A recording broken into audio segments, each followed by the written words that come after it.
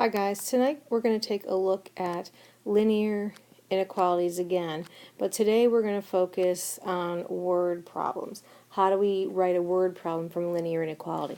And again, it's very similar to a linear equation except for we're using inequality symbols. So let's go ahead and get started. So in this first example, a developer plans to build housing for at least 50 families. So I'm going to stop right there and I'm going to underline that part.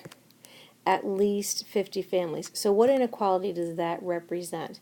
So at least means it can be 50 families, it can be 51 families, it can be 52 families. So at least means greater than or equal to. He wants to build some single family homes, so we're going to label that X, and some 4-family apartment buildings, we're going to label that Y. So we know that the builder needs to make homes for at least 50 people.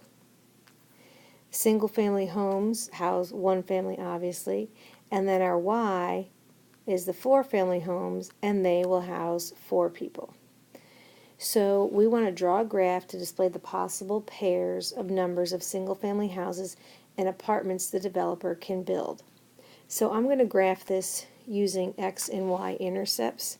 So if I let X equal 0, then my Y value, so if we do 0 plus 4Y is greater than or equal to 50, we get Y is greater than or equal to 12.5. So my Y-intercept is 12.5. So I'll graph that, the Y-intercept. I will graph it on the y-axis, and then if I want to find my x-intercept, I have to let y equal 0, so x plus 4 times 0 is greater than or equal to 50, so x has to be greater than or equal to 50. So my x-intercept is 50, and my y-intercept is 12.5. So I'm going to pause the video for just a second and go and fill in or label the axes on the graph to the right. Okay, so I've gone ahead and labeled my axes. Single family homes is my X, that's what we identified up here, and I'm counting by 10, 20, 30, 40, and 50, or counting by 5s if you will.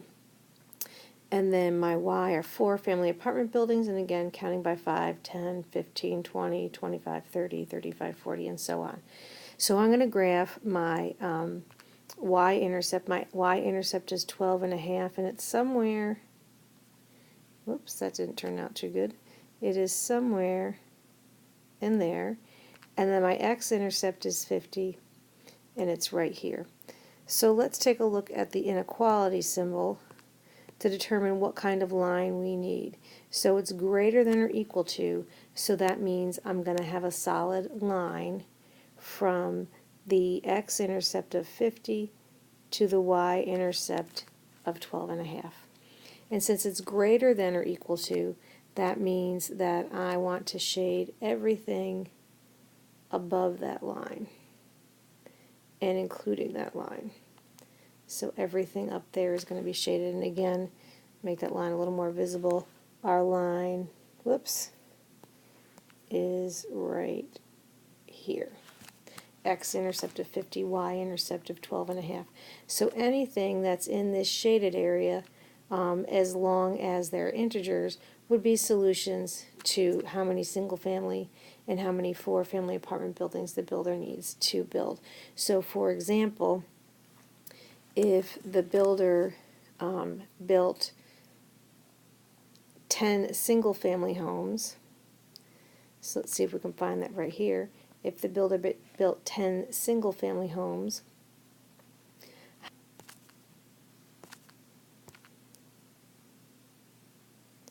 so 10 single-family homes, he would have to build 10 apartment buildings. So an ordered pair that would work in this are 10 single-family and 10 4-family apartment buildings. And if we plug those numbers into the equation up here, this would be 10, 4 times 10 is 40, and 10 plus 40 is 50. So we could use that point. And there are several other points in the shaded area that we could choose. So it has to be at least 50. So if he builds 30 single-family homes, 30 single-family homes, he could build 40 four-family apartment buildings, and that would still satisfy this inequality up here. Okay, let's go ahead and take a look at question number 2. The math club members are selling games and puzzles. They make a profit of $10 on a game, so let's define our variables. Game will be X, and $8 on a puzzle will make a puzzle Y. They would like to make at least $200. So they can make more than 200, they can make exactly 200, but they want to make at least $200. So when we write our inequality, they're making $10 profit on a game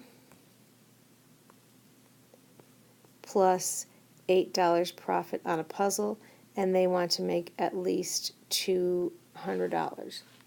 So we want to find some possibilities for the numbers of games and puzzles that the math club can sell. So let's say, for example, that they don't sell any puzzles at all. How many games do they need to sell to make at least $200? So they need to sell, if they sell 0 puzzles, they need to make at least 200 divided by 8 is 25 puzzles. So we could have an ordered pair of 0 and 25. If they don't sell any puzzles, how many games would they have to sell to make at least $200? They would have to sell, they could sell more than 20 games. So how would we write that? We could write that as an ordered pair as 20, 0. If they sell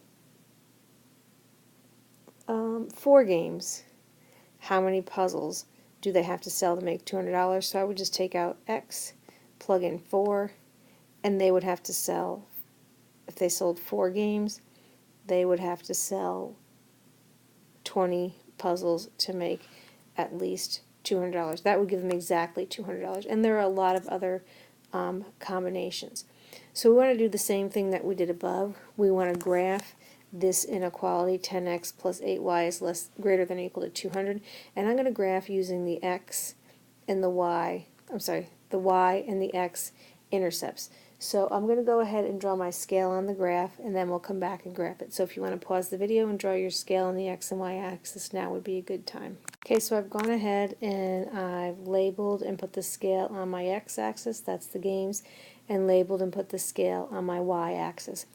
So now I can graph any of these points. I'm going to go ahead and graph the y-intercept, and the y-intercept is at 25.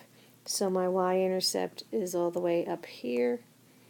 Make that a little bigger so you can see it. Here's my y-intercept at 25, and my x-intercept is at 20. My x-intercept is right there. And then I can graph the other points that are in between. I can graph the point down here that I did, which was 4 and 20. So I'm going to go ahead and do that. 4 and 20 would be somewhere right about in there. And then I could also graph the point 8 and 15, which is right about there. 8 puzzles, 15, or 8 games, 15 puzzles.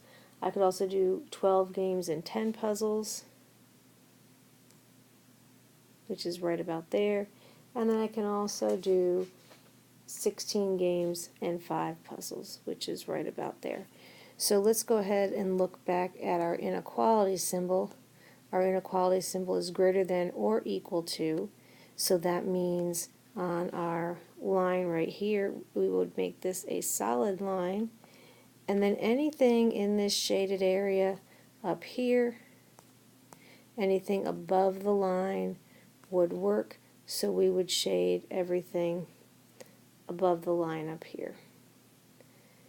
And we can pick any point off of this graph. So if we picked the point 25 games and 25 puzzles, so let's go ahead and write that there. If we pick the ordered pair 25 and 25, will that give us at least $200? So 10 times 25 plus 8 times 25 is going to give us 250 plus 200, which will give us a total of 400. Is that greater than or equal to $200? It is. So any combination on the line or in that shaded area will satisfy this inequality right here. Okay, so now it is your turn once again. You need to match the graph with this inequality, and luckily for you, it's in slope-intercept form. Are we going to have a solid or dotted line for greater than? Are we going to shade above or below? And then for number 2, write the inequality for the following graph, and again, it's a solid line, it's below the line. You need to find the slope, find the y-intercept, and then write your equation as y is greater than or equal to, less than or equal to, greater than or less than, whatever the equation for the line is. Please make sure you record your answers in the Google form.